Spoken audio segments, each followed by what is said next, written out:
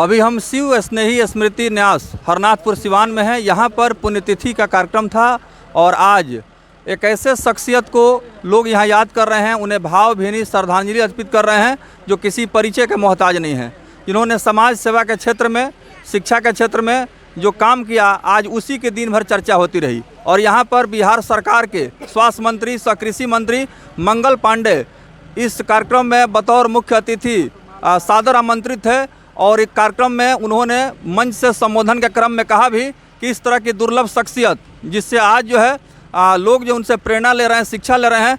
सबसे पहले यहाँ जो सर हैं बात करेंगे। सर, क्या कुछ कहेंगे? आज शिवजी राय जी का जो पुण्यतिथि का कार्यक्रम रहा, इसमें उनको याद करके सभी लोग भावुक हो गए।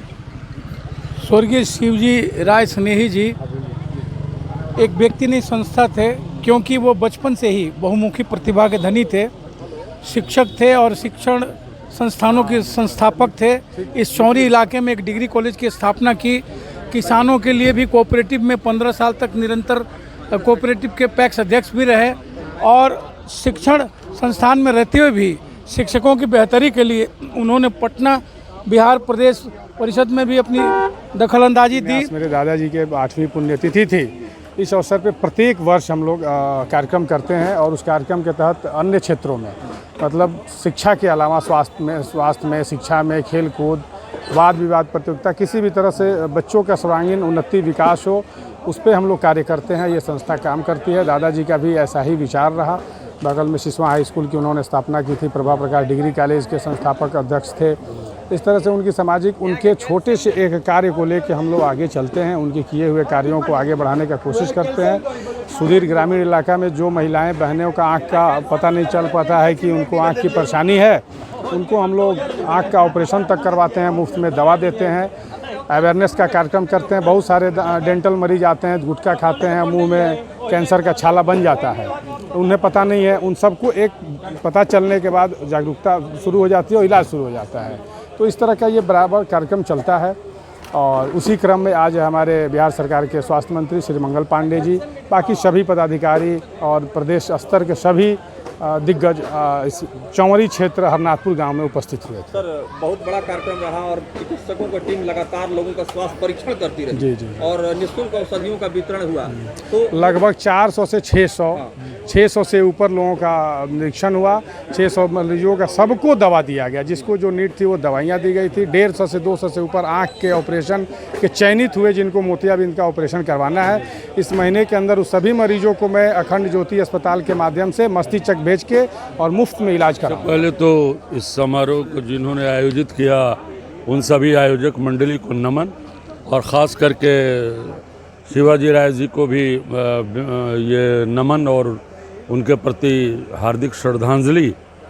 हम तो औरंगाबाद से चलकर आए हैं और डॉक्टर मुकुल जी ने जब इस आयोजन के बारे में बताया और इनके व्यक्तित्व के बारे में बताया तो बड़ी प्रसन्नता हुई और यहाँ हम चल कर के आए। देखिए, इस समारोह के माध्यम से बहुआयामी चीज़ें जो हैं यहाँ पर कार्यों का निष्पादन होता है। जैसे आपने देखा, स्वास्थ्य कैंप भी लगा, स्वतंत्रता सेनानियों के परिजनों को सम्मानित किया गया, पत्रकारों को सम्मानित किया गया, या हम जैसे लोगों को सम्मानित किया गया, समाज सेवियों को किया गया, पंचायती राज से जुड़े लोगों को सम्मानित किया गया, कुछ राजनेताओं को भी सम्मानित किया गया। तो यह एक बड़ी बात होती है और इसके बारे इस संदर्भ में हम इतना ही कह सकते हैं कि ऐसे आयोजन समय समय पर किया जाना चाहिए।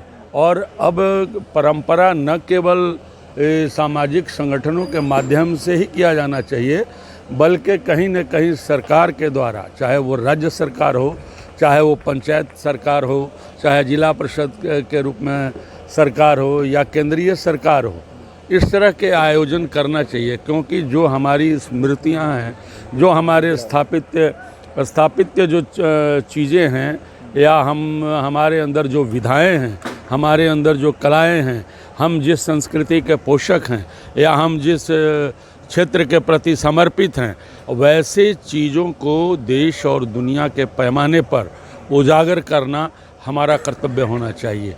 अगर हम शिक्षित हैं, आज हमारे राज्य में या यूँ कहे कि देश में के ग्रामीण परिवेश में बहुत तेरे ऐसे लोग हैं जिनको सरकारी कार्यक्रमों के बारे में या पंचायत के अंदर कार्यक्रमों के बारे में या फिर राष्ट्रीय स्तर पर कार्यक्रमों के बारे में, महिलाओं के कार्यक्रम के बारे में, वृद्धजनों के कार्यक्रमों के बारे में, दिव्यांगों के कार्यक्रम के बारे में जानकारियां नहीं के बराबर होती हैं। फलस्वरूप वो शिकार हो जाते हैं भ्रष्टाचार का, दलालों का, ये सारी चीज़ें हो जाते हैं।